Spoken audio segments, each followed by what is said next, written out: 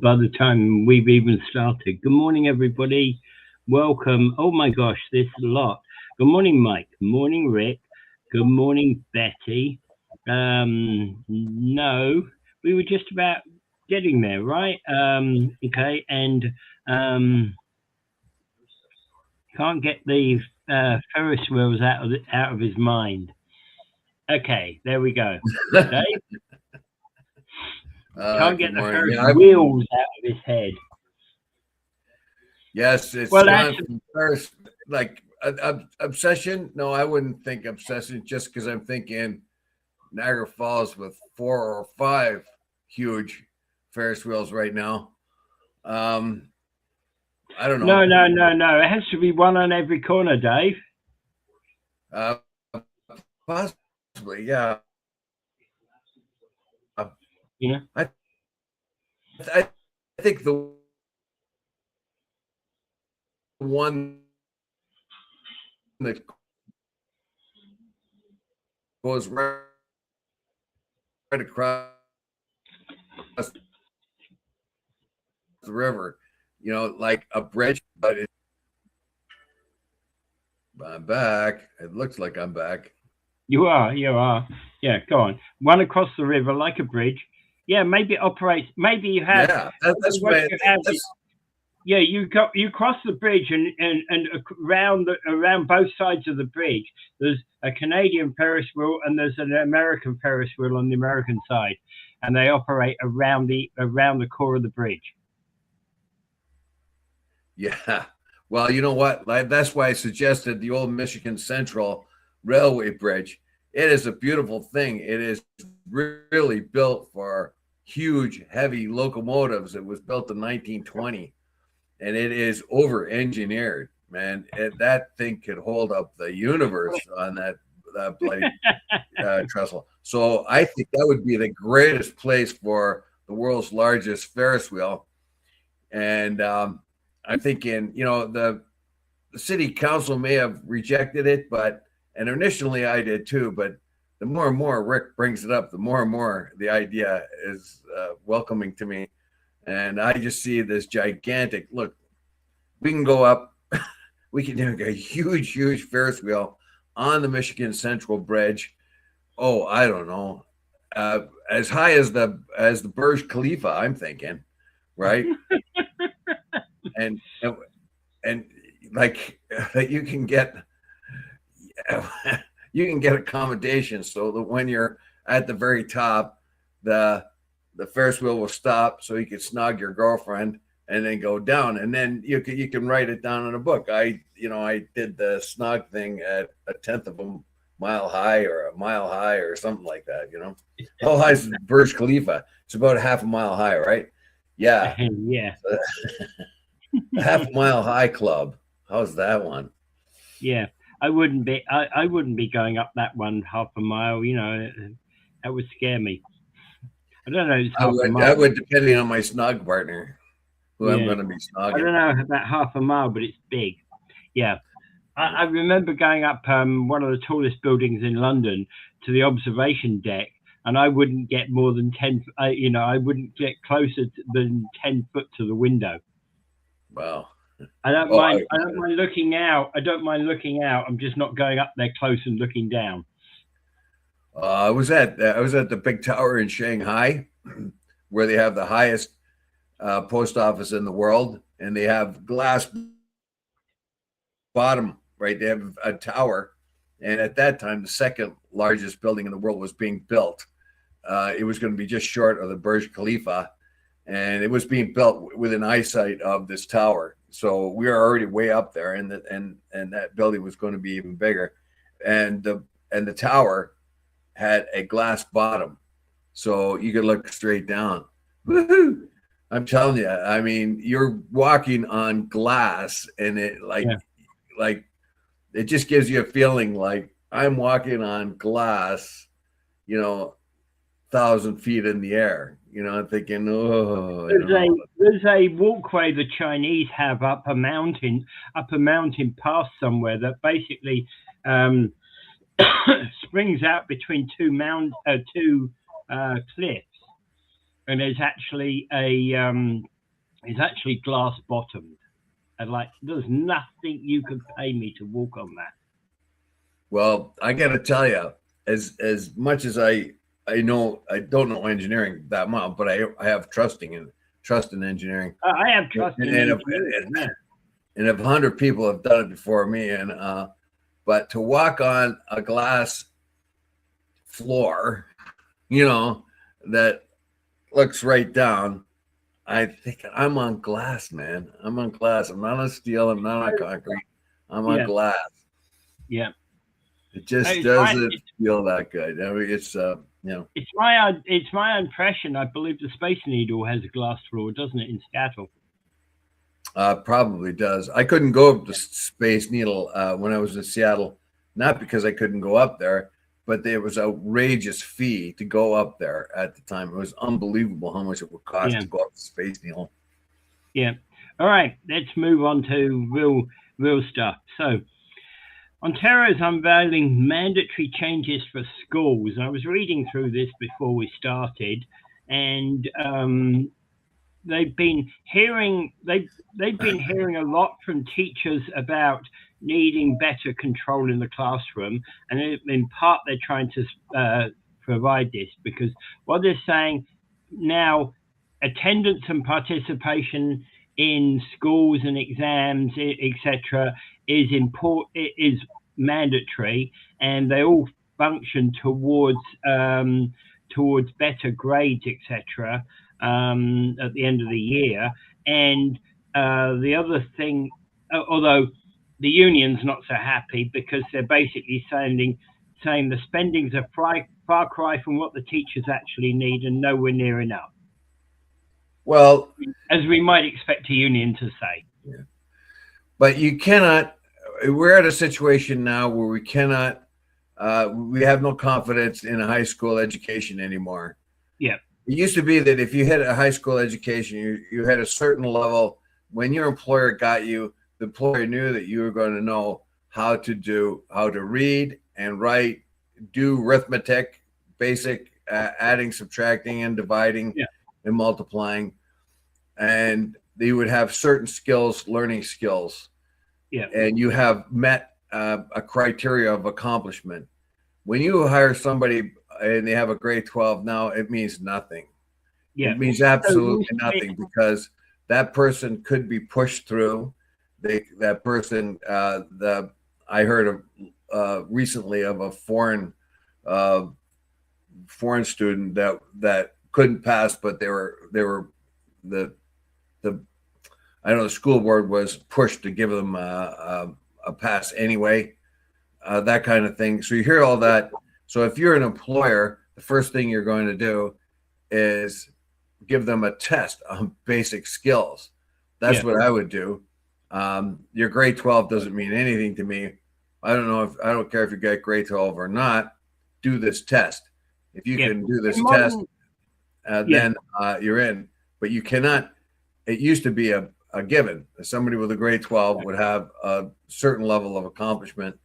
That's no longer the case. Well, and given it would have been a given that using modern technology, if I wanted you to go through a report and pull out the important parts of it, and you were a grade 12 graduate 30 years ago, I would just assume that you've got all these basic skills. You can do the math. Oh, by the way, the spreadsheet needs to actually have the totals put in there. Can you figure that one out for me? Right. So I'd expect you'd be able to have the basic English, the basic mathematics, and the basic understanding of things like that. And you do that to a modern day student, and you've got to start. Do you understand spreadsheets and reports? Yes. So, so basically, you don't even have to, it depends on what kind of job you have. Basically, you're going to have what kind of job you're going to have. And you're going to have, unfortunately, employers are going to have to set up their own tests. We find that when we go into universities, right? When they go into universities, what do university professors find out? They find out that their students cannot write a paragraph. The spelling is atrocious. Yeah. They don't Yeah. know how to write a report. What happens is, I don't know if you remember Lindsay Shepherd. She was in the news because the University of Wilfrid Laurier, I think it was forcing her to denounce Jordan Peterson or something like that, or she got in trouble because she showed her students a video of Jordan Peterson, because her job was to help students write paragraphs and upgrade them. Basically, her job was to upgrade students coming into the university and make sure that they had the skills to write in a paragraph and have critical thinking skills. And she used a Jordan Peterson video for an example one time. They crawled all over her, and it was in the woke environment of the university. But aside from that, her job was to make sure that students knew how to read and write a report. Simple things. Yeah. I knew how to do. I wasn't a great student. I was not a great student, but I knew how to do all of that coming out of grade 12. We're not talking about writing a 100-page report on the financial viability of the company in the market that existed in such and such an era, right? We're talking about just writing a simple report that might be 3 or 4 pages long. Yeah, or even a page long, crying out loud. Yeah. So, now, how this connects with this article here, it means that the teachers are getting frustrated. They have less control, and they're told, just push a student through, kind of thing. Yeah. I know a teacher, and they have been told by the students, no, I'm not going to do that. So when a teacher has a bunch of projects or whatever that you have to do in order to show that you have competency, and a student just tells you, no, I'm not going to do that, I don't like that. It's up to the teacher to accommodate the student nowadays. Yeah. So obviously the teachers are not happy here. How are they supposed to? And the education system's got to the point where, the teacher needs to have the ability to say, yes, you failed. Yeah. Right. You didn't do what you're supposed to do. Yeah. Basically what they're saying now is grade 9 and 10 will be graded on based upon 65% being schoolwork, 20% being final evaluation exam, and 15% on attendance and participation. Grades 11 and 12 will be marked at 65% classwork, 25% final exam, and 10% attendance and participation. So do you really think that's going to make a difference? The teachers cannot get the students to turn off their phones. Yeah. And I talked to a teacher. I says, well, why didn't everybody just throw their phone into a box at the beginning of the class? And they can't do that.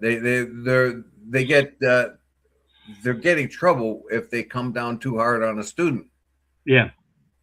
So if a student is using their phone and the teacher asks them not to, student says, I'll do what I want to do. Can you imagine that going to school in my day? I can imagine. If I had talked to my teacher there, my parents would be coming to the school and punishing me right there in front of the teachers. Yeah. Well, I can't imagine. You see, this whole question about phones, it's been one of these odd changes in society, because when you think about it, the parent kind of wants, if the child's got a phone, they know that they can phone at any time of the day or night to say, hey, I'm in trouble, I need help, right? Nice in theory. The trouble is that interrupts the school day. I'm in trouble, I need help. In the middle of a school lesson, no, the only trouble you can be in there is that you haven't been paying attention, and the teacher feels like giving you a clip round the ear. You Well, probably deserve the clip round the ear, don't you? yeah, I would be very like as a parent, I would be okay with them taking away the phone for the whole Yeah, day, and then they can pick it up, yeah, you know, later on. But the phone is an addictive thing. It yes, has it is. games in it that are addictive. It has social Yeah, media that's addictive. Kids can't stay away from it. If you look at drivers, they can't stay away from for crying out loud. I know. As I said before, I've used my horn more in the last 2 years than I have in the previous 50 years of driving. Yeah. Well, I would agree with you because, in fact, I've used it. I've used it probably in the last year. I probably used it 3 times, and prior to the last 5 years, I probably never used the horn at all ever. Right? Yeah, what did Rick say? He says, time to go to the US? It's a time to go to the USA. Is And that because the David said USA never. is that because the USA has much less regulatory restrictions on Ferris wheels? Maybe. Yeah. Right. US is broke morally and physically. Yes. Okay. He realized he's lost. Maybe China then. He says. China, yeah, they got really good Ferris wheels. Yeah. Canada and yeah. Fix some excrement. Yeah. With Carney, everything is going as planned. Planned, I suspect, is what he means. Your Your system is system rigged. is rigged and evil, and is yeah. So yeah, there is a lot to unpack there. Yeah. The separate school board, it says, owns this place, me, and I'm just a squatter for the king. Okay. It's a hate crime. Cannot fail students. Yeah, you should be able to fail students. That's the thing. Well, that's what he's saying. It's a hate crime to fail the student. Yeah. Obviously not. You're not doing the student any favor. If you've met young people who are supposed to have had a high school education, you talk to them and you wonder if they could spell their name. Yeah. How did they get through high school? Yeah. Oh, Trump said. And it used to be. What was that about the man who should be not mentioned? X said so. Well, yeah. Well, right now, all I know about Trump is he's very mad about the reflecting pond. It is not. He wanted it pristine shape so that he could walk across it, and add that to his, Donald Jesus Trump wants to walk across water, walk on water, and that pristine pool was supposed to be it, but he can't walk across the water if it's all full of algae in that. Yeah, he might slip on the stones that are underneath the surface that nobody can see. There's supposed to be 6 people arrested for vandalism there. Let's be very clear. The paint that they used was the top grade paint, the very best that you can buy. Trump says you cannot damage it with a knife when they first started, and he's true about that. You can't do much damage with a knife. He says there's a 300-foot slit in it that somebody walked in there with a knife and dragged it 300 feet. The problem is that would have had very little effect if they had prepared the surfaces correctly when they put the paint down. Okay. His pool buddy guy took a couple of shortcuts, and now they're trying to blame vandals for ruining the paint. You cannot ruin that paint that easily. It's very difficult to do that if it was laid down correctly. That is the best paint ever. Yeah. The paint was chosen well. But ironically, I saw one of these home videos over the weekend that shows exactly how to deal with this. It's a simple thing of Dawn, peroxide, baking soda, and vinegar. Well, that's to get rid of the algae. That'll clean up the algae and get rid of the whole thing. That'll get rid of the algae, but what's happening is the paint on the bottom is beginning to float up in pieces, right? So the paint had not adhered to the bottom well. The only reason why that could have happened is they did a bad job properly. Yeah, they left the bottom part. They didn't dry out the bottom of the pool well enough. Yeah, you have to have it. You cannot have a moisture coming from underneath that, and they didn't. They did not check and did not prep those surfaces well. Yeah, and no amount of they could have 100 vandals in there, and they should not have been able to do that damage if the paint was applied correctly. Yeah. All right, back to school.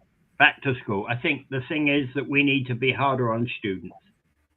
I don't think harder. I think we just ask them just be firm and disciplined. Like there is a certain level of accomplishment. Done. If you don't make it the first time, give it another try. Right now, if you fail a person on their essay, you can't fail them on an essay, right? You can't give them a D or an F.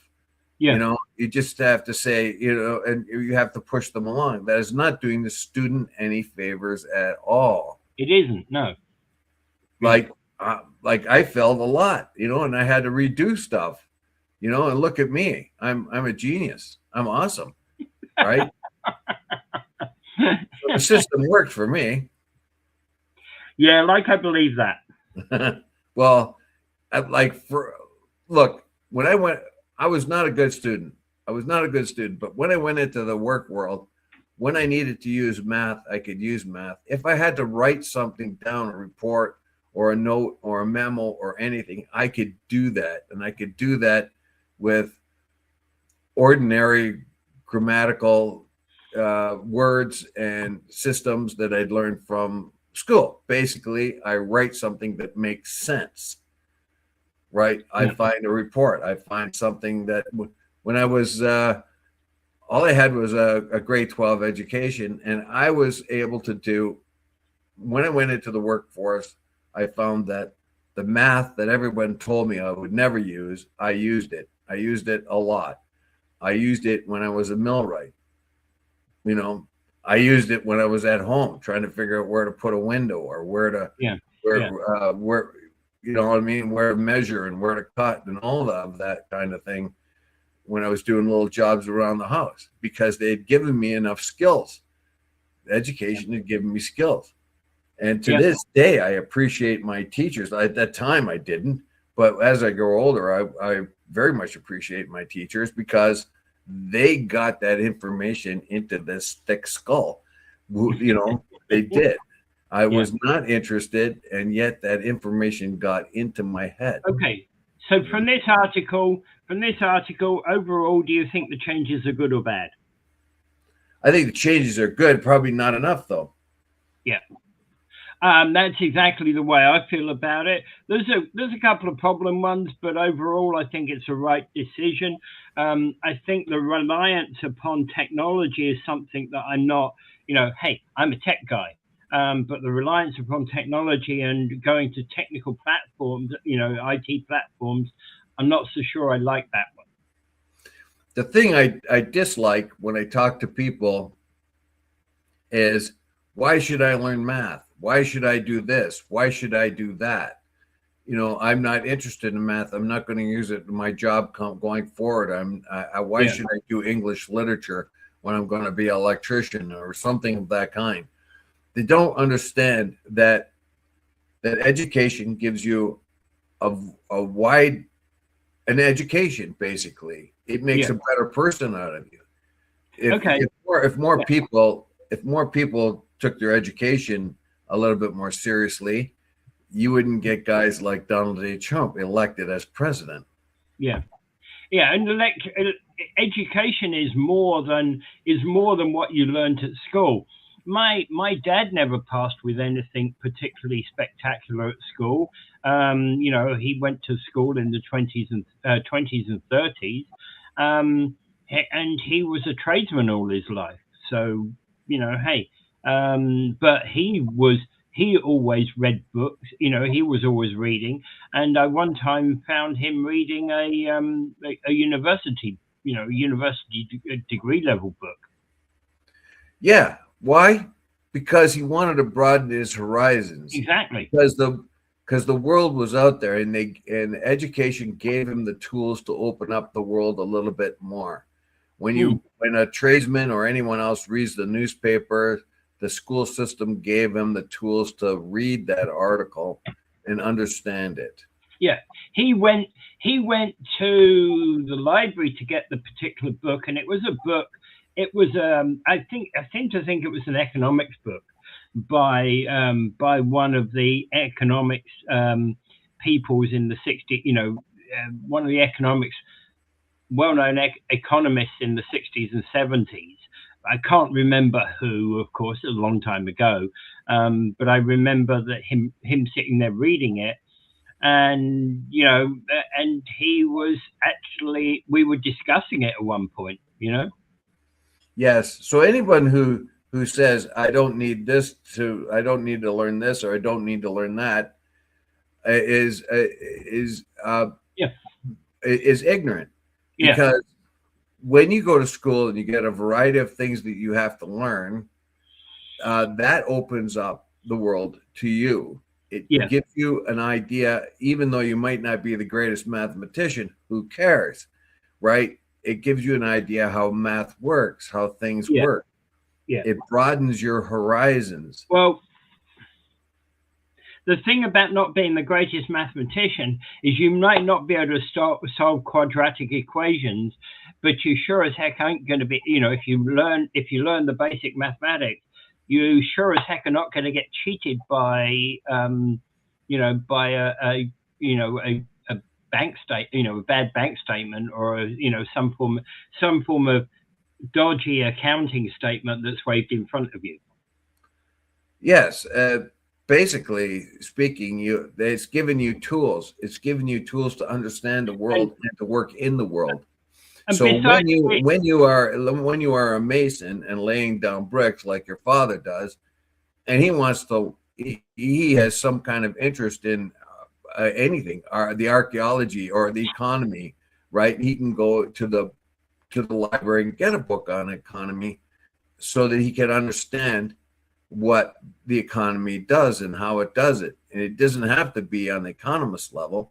It just gives you an idea. When an economist opens his mouth and starts to talk about what the country must do, he'll have some sort of understanding of what the guy is talking about. Yeah. And the whole point about what we do with our education system, why we teach history, geography, mathematics, technical drawing, computer programming, etc., is that all of that kind of stuff isn't going to, there's a lot of the whole of their education that doesn't appeal to a lot of people. But for every person, there's a thing that goes, oh, I can hang my hook on that one. I like this subject. Yeah, it's true. But the very idea, why do you want to be ignorant? I get these from people, my kids' generations, people. Why did I have to take this? I didn't want to do that. I didn't want to take that. I didn't want to take that. What difference does it make? Yeah. And what I'm hearing basically is you want to be ignorant. You want to be ignorant. You do not want the tools to open the world up for you. The better educated you are, the better the world makes sense, the more interest you have in the world. And Mike says, my dad. Are there any trade schools anyway? Yes. It should be. There are more trade schools now than there used to be. They're starting to build them up again, but there was a time where you couldn't find anywhere where you could get a trade skills. They imported it from Europe, basically, the trades, because the companies didn't want to keep their trades programs going. Cost too much, that kind of thing.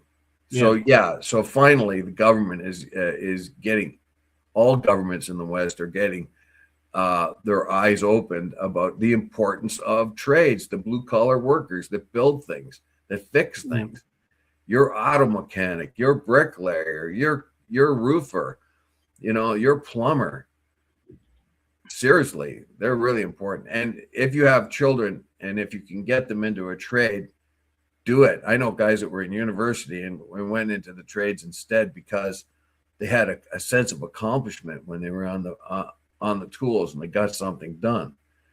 When you're working on like I'm working on big machines and the steel mill and stuff like that, and that sense of gratification you get when you were the one that figured out how to drift out a pin or whatever else so that the job could go better. And Yeah.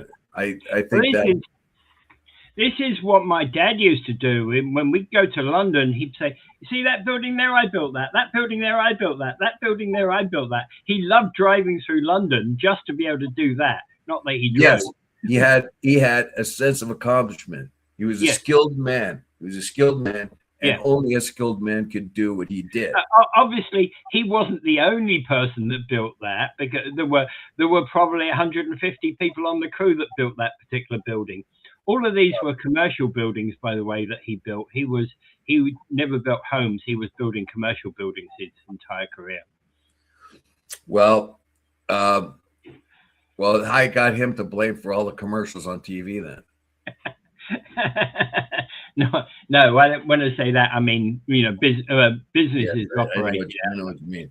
I'm being, I know you were being facetious. Okay, when I told my kids when I went and they saw a bridge over the Welland Canal, and I told them I fixed it, I didn't tell them there was anyone else involved. Of course not. But I think they assumed, no, you didn't, Dad. Of course not. Well, we never tell anybody about other people involved. But it's like I could tell my kid about some computer program I wrote, and it's like, Dad, but is it in use today? Yeah. Well, I told my kids when they're little that I'm the boss of the universe, and they said, "No, you're not.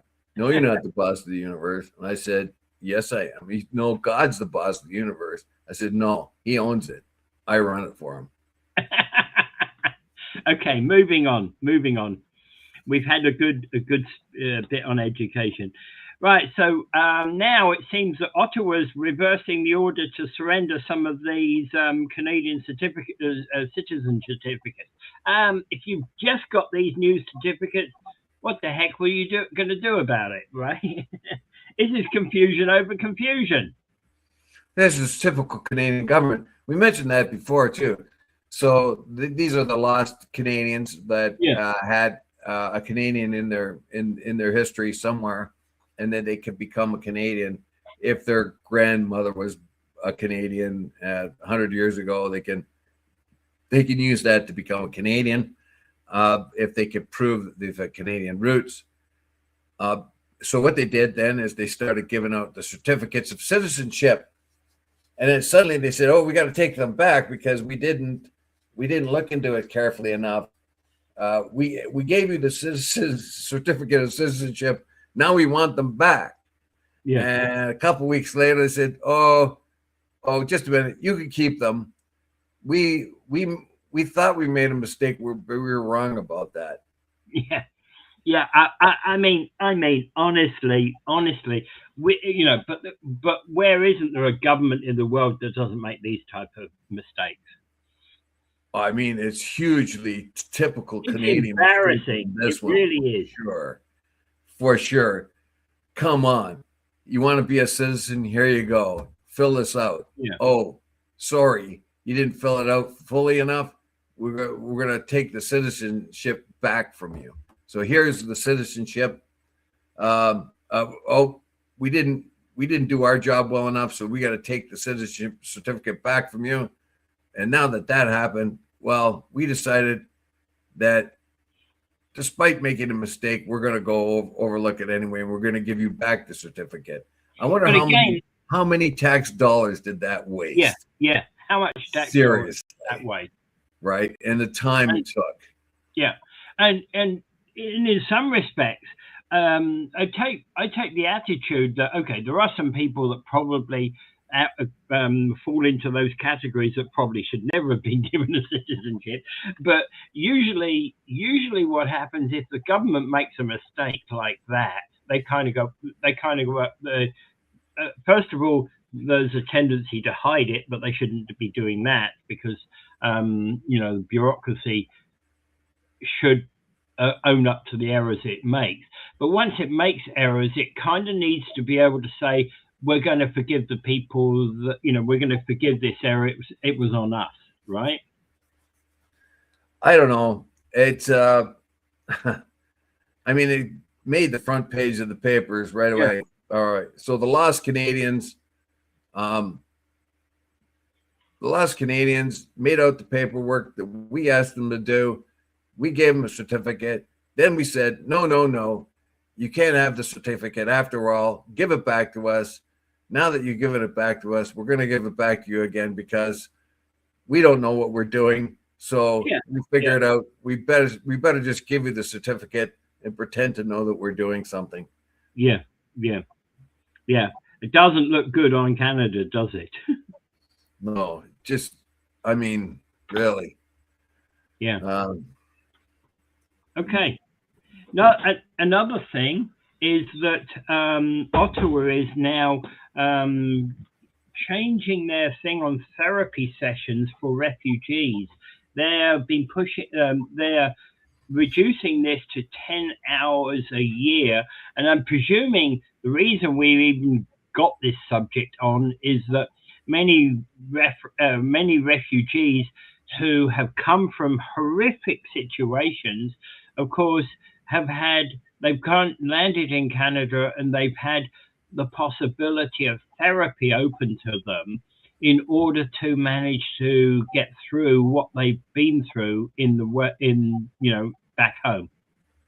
So we're assuming that say a person from Afghanistan gets here and they've been bullied and pushed around and threatened by the Taliban. They were also, let's say, they may have been interpreters for the Canadian Army when the Canadian Army was in Afghanistan. Yeah. So this person deserves the refugee status because they're going to be, they're going to be hurt politically. So they want refugee status. If you use the refugee status definition, all of Afghanistan could probably apply for that in Canada or other Western countries. But anyway, let's just get back. So the Canadian government has offered them therapy to help them with their traumatic experience. But any normal Canadian, any ordinary Canadian would say, look, we're bringing you into the country and you want therapy. What else do you want from us? We're giving you a place to stay. We're giving you, we've taken you into the country and you want us to pay for your therapy. You want us to pay for your housing. What else do you want us to pay for? So this is I'm looking at two perspectives. Like the place where the person who needs therapy because of the traumatic experiences they may have experienced, and they need a way to deal with that. And the fear that they may even be exported from Canada, they may not even be accepted. So there's a lot of pressure and a lot of stress. But why is it we're fielding that? How come the Canadian government is fielding that? How much should we offer a refugee? How much food? How much shelter? What do we? And a lot of people argue we're doing it way more than we should. Like the Roxham Road people were here for a few years, and then they were kind of help getting jobs and things like that, which the Canadian government doesn't do for an ordinary Canadian citizen, right? They help them get jobs and everything. The main resistance I see is why should we pay for this? Yeah. Well, yeah, and I didn't even know it was available, to be quite honest, until reading this article. It me too. Yeah. And but then again, that doesn't surprise me because we have a number of things that in many parts of in the West that maybe don't exist in other parts of the world. So when people hear about it, I get the question, but I also get the concern that a lot of people are getting a lot of hours of therapy, which many Canadians wouldn't even get. Yeah, I mean, if you needed to go and see a therapist, how much time would you get for free? Probably little, very little. I think this is going to open the Pandora's box. Everybody's going to say, well, what else do we do? I don't think the average Canadian would ever have thought that the government is opening up its coffers so they can get therapy. Yeah, you as a union member may have actually had an advantage over somebody like myself who's never been in a union. That you would have had the union backing, and the union may have given you therapy as part of the negotiated stuff that the union has. Yes, we did, and I would say, yeah, you'd be a candidate for therapy for sure. But basically, yeah, we had among our benefits that we had, therapy was there, of different kinds, of course, particularly the drug and alcohol, trying to get guys off drugs and alcohol. That was all part of it. And anyway, so we had that out there. But when you have a refugee come into the country, the refugees are costing the Canadian taxpayer a lot of money. Now, the whole idea of helping refugees is a good idea, but we've seen what happened in Sweden, haven't we? What happened in Sweden, they opened their doors, opened the doors. They're a very tolerant society. When the wars in Syria and Afghanistan were happening, they opened their doors and they brought in 180,000 or something like that people. And what happened? Crime rates went through the roof. They found that more and more of the people were uninterested in learning Swedish or going to school or anything like that. And right now they're trying to get rid of most of the people they've brought in. But not yet, Rick. We haven't been talking about Jesus too much today. Employer assist program. Yeah. Well, I think the thing is about this is that, were those supports available to everybody who came into Canada? Possibly some were.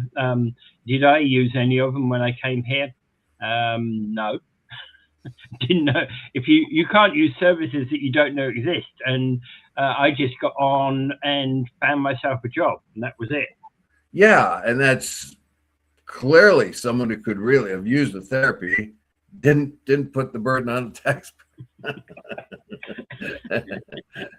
I don't need therapy. I'm in denial. I never needed therapy in my life. You know what? I don't need therapy, and me either.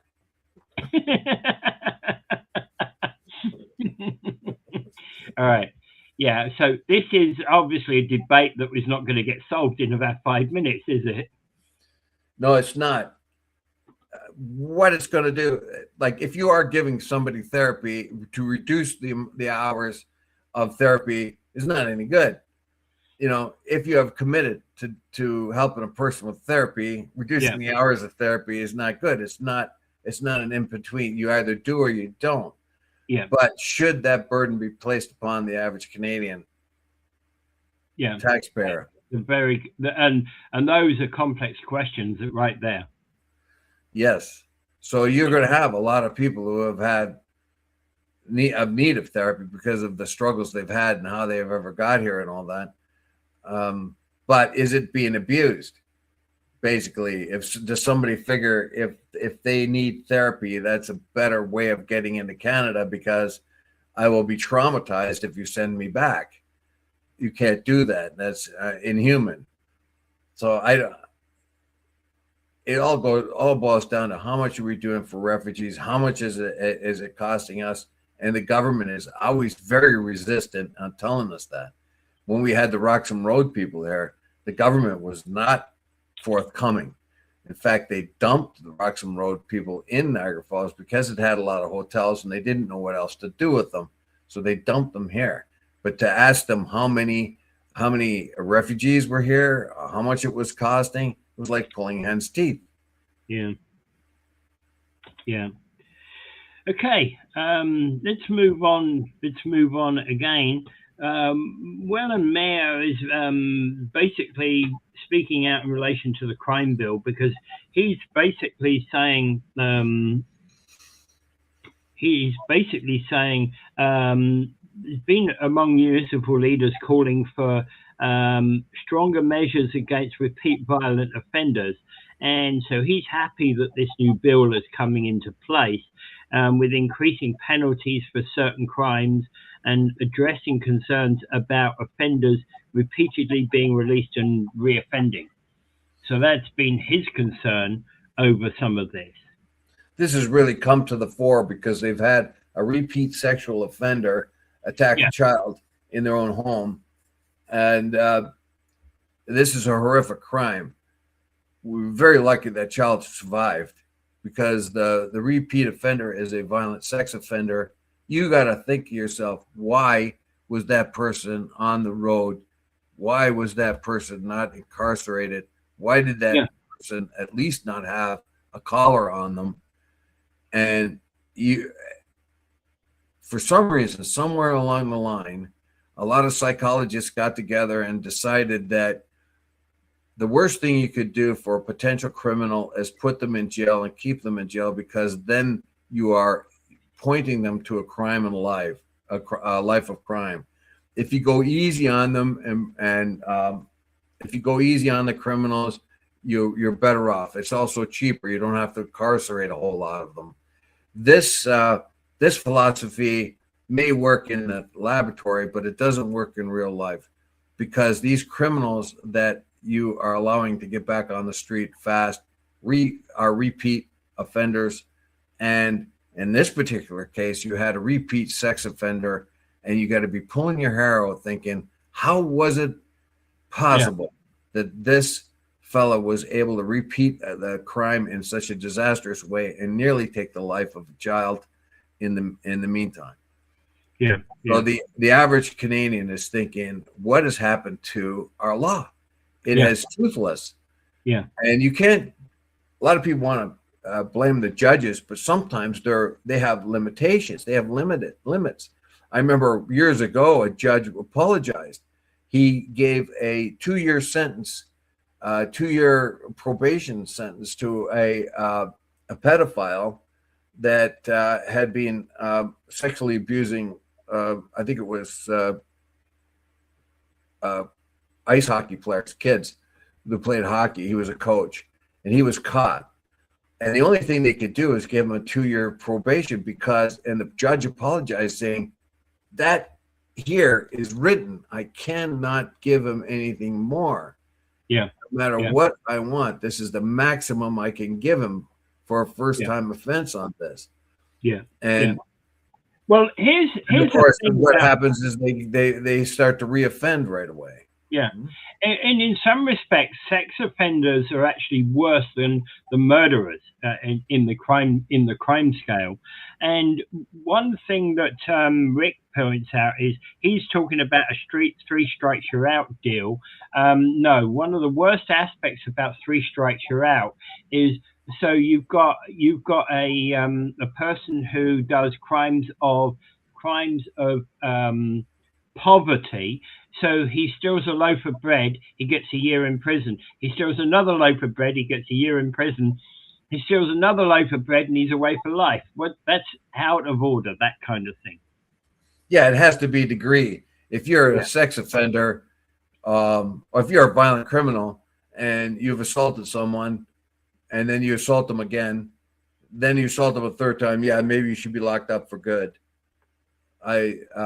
However, I think it's monstrous that our legal system has come to the point where we are basically get people bail and get them back on the street. We give them low sentences for the types of crimes they do. all under the theory that the more you put them in prison, the more likely they're going to be a career criminal. Yeah, but what you're doing is you're not keeping the Canadian people safe, are you? Yeah, yeah. When you put a criminal back out on the street. And I that's think part of the problem. anyone who does a violent sex offense against a child should immediately have to wear a collar for the rest of their life. And if that collar is ever broken, they go to jail for good. You have to protect the people, basically. That's it. I mean, when they took away, when the Trudeau government took away the law that put a mandatory sentence on someone that was carrying a gun, they're going the wrong way. Yeah. Right? What they're doing is they're saying, well, we're going to take that away because, your poverty or your situation or whatever may have caused you to be the one that carries this gun. And these are social ills, and we can't blame you for social ills. Yeah. Basically, basically, Campion is saying that the ongoing discussion in Niagara and across Canada is whether public safety concerns justify stricter bail and sentencing rules, and whether the focus should be on addressing the underlying causes of crime. Well, yeah, sorry, that's and he supports tougher legislation to reflect the growing concern amongst municipal leaders and about repeat violent offenders. Basically, this needed a redress for a very long time, and the Liberals were taking a lot of criticism for this way back in the Justin Trudeau era. But he was among those sort of new age sensitive guys that think, oh my goodness, society has treated you bad, and we're going to let you get out and pursue your life. So we're not going to give you terms in prison. And that, of course, all backfired. And the way it backfired the most is when they took an Indigenous guy, a very violent Indigenous criminal, where everyone told the judge, do not let this guy out of jail. Do not let him out on bail. He's a dangerous guy. The judge says because he was an Indigenous person and had to go through the residential school thing, that it was he was obliged not to put him in jail. Well, that guy killed a cop on his first day of work, right? Yeah. Right. He drove, the criminal drove away, lost control of the car, went into the ditch. When the cop got out of his cop car to go and help them, he was gunned down by this piece of filth. And yet the judgment of that judge was smeared by ideas of, you're an Indigenous person and your society has been abused, and that's why you are a criminal. So that's why it's incumbent upon me to let you out, despite everybody saying do not do that. Yeah. By the way, Rick made a comment earlier on, which I'm going to disagree with. I want to build a prison. They do it in the USA. You can make money from it. Yeah, that's actually a problem. We shouldn't be running prisons for profit. I don't know. They've come up with a solution in the United States where they build a prison and you can make what? I'm not sure it's a good one. There's too many stories about bad goings on in private prisons. Well, there's lots of stories about bad goings on in prison, period. Yeah, I know. And that needs to be sorted out. So and I'm not trying to incarceration rate. The incarceration rates in the United States are unbelievable. They are, and the state and the feds don't seem to have enough facilities to take care of how many criminals they have. Yeah, and one of the reasons why they have so many criminals is because they have lax gun laws, basically. Because anyone who decides he wants to knock over a convenience store can just go and buy a gun. And within a day or so, he's got guns and bullets to do that. Yeah. All right. Okay, so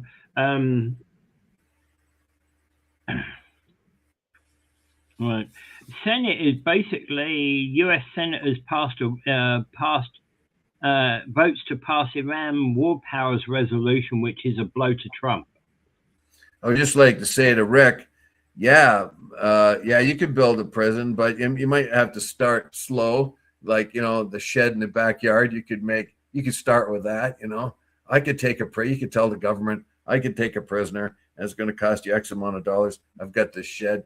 I could put a lock on it and you can't get out. And then you can build it from there. You can move some into your garage, you know. Yeah, there's a business opportunity here. It's working on me. It's working on. We can use prison labor to build a Ferris wheel. It's all coming to me now.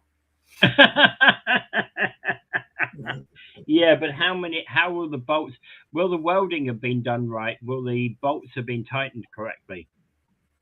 Well, if the whole thing falls apart, they're going back to prison for even longer period of time. That's all I got to say. Yeah, but should the director of who put them on the street be going to prison as well? Okay, Yeah.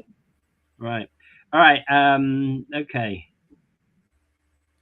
You got, Yeah. So you're right, Rick. A lot of private prisons. No, I don't agree with private prisons. I really don't think it's a good idea. you know, the reason why they have private prisons is because they have so much incarceration. That was the solution that the government came up with. Yeah. And I'd hate to work at one. If you see the security people, they're making like minimum wage, but they're expected to have a gun and know how to use it. And, you know, if a prison riots and you get killed and you're making $12 an hour, I don't know about that, man. Yeah. Yeah. Exactly. All right. So the U.S. Senate votes to pass an Iran war powers resolution, which Trump didn't like. No, basically what the Senate is trying to say is the Congress are the ones that have the ability to declare war, not the president. But we found in the last 75 years that presidents of all kinds have been able to get into war situations. They'll call it something different. They'll call them a police action or this or that, whatever they want to call it. But it's actually war, as we've seen in Iran. That was an actual war.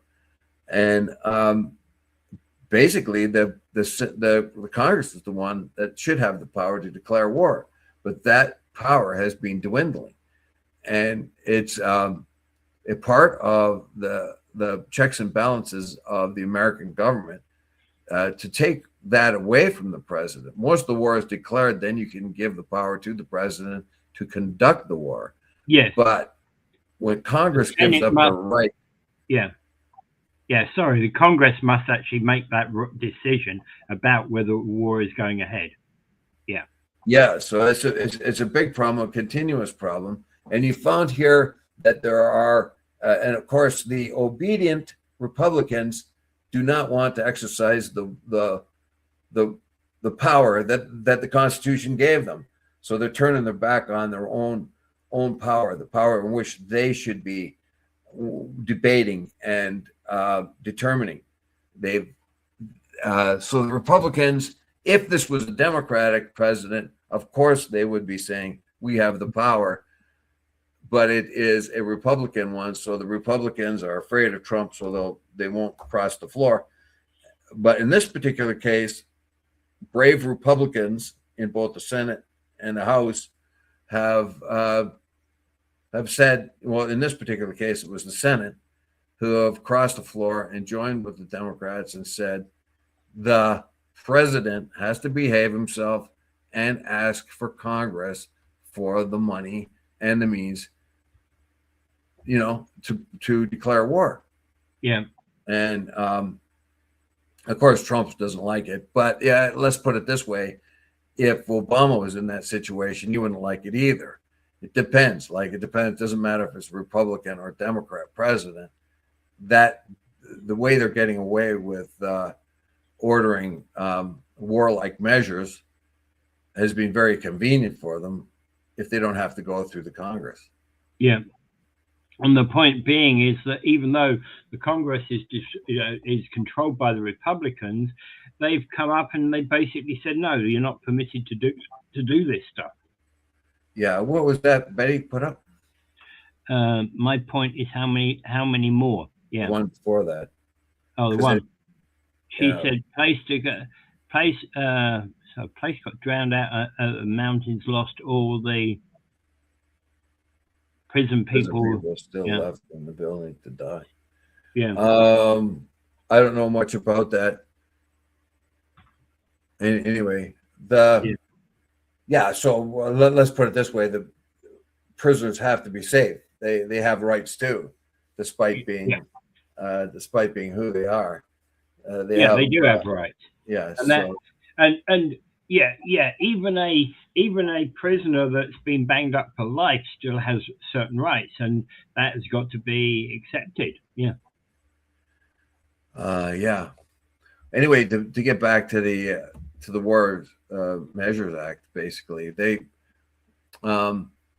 Congress is the one that's supposed to, and every Senate or any Congress that gives away those powers and doesn't demand that they use those powers weakens the Congress, and it also weakens the Constitution, which is made up of checks and balances.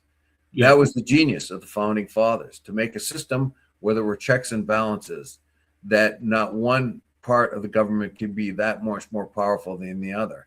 Yeah. And it explicitly says in its explanations that the executive, the president, would be the one tempted to go to war for any reason more than anyone. And that's why they have this restriction on the president's power.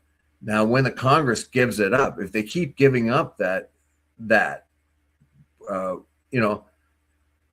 right that they have, that power that they have, pretty soon they're not going to have it. Yeah. They've already given it up, and for 75 years mostly. And that a lot of the times that was just for expeditious purposes.